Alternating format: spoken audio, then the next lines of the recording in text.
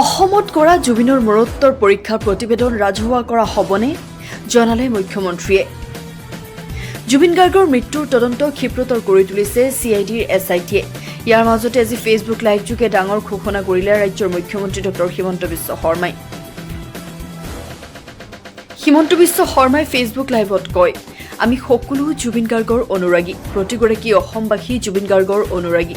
বহু ক্ষেত্ৰত জুবিনৰ মৃত্যু, জুবিনৰ হত্যাই আমাৰ প্ৰতিজনৰ অন্তৰাত্মাক আঘাত দিছে। এটা দিনতে ছিংগাপুৰত পোষ্টমৰ্টেম, দিল্লীলৈ অনা, অসমলৈ আনি সোণাপুৰত অন্তিম সৎকাৰ কৰাকে ধৰি সকলোতে নিজকে অনুৰাগী হিচাপে নিয়োগ কৰিছো। মুখ্যমন্ত্ৰীগৰাকীয়ে লগতে কয় যে এই ঘটনাৰ লগত জড়িত বুলি সন্দেহ কৰা আটাইকে গ্ৰেপ্তাৰ কৰিলো। শ্যামকানু মহন্ত, সিদ্ধাৰ্থ শৰ্মা, শেখৰ গোস্বামী আৰু অমৃতপ্ৰভা মহন্তক 14 দিনৰ আৰক্ষীৰ জিম্মালৈ প্ৰেৰণ কৰা হৈছে।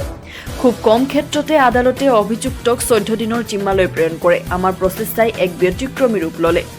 আমাৰ আশা ছিংগাপুৰৰ লোকখিনিয়ে এই তদন্তত সহায় কৰিব, নকৰিলে আমি ব্যৱস্থা ল'ম। ইতিমধ্যে ছিংগাপুৰৰ মৰণোত্তৰ পৰীক্ষাৰ প্ৰতিবেদন আমি জুবিন গাৰ্গৰ পত্নীক প্ৰদান কৰিলো।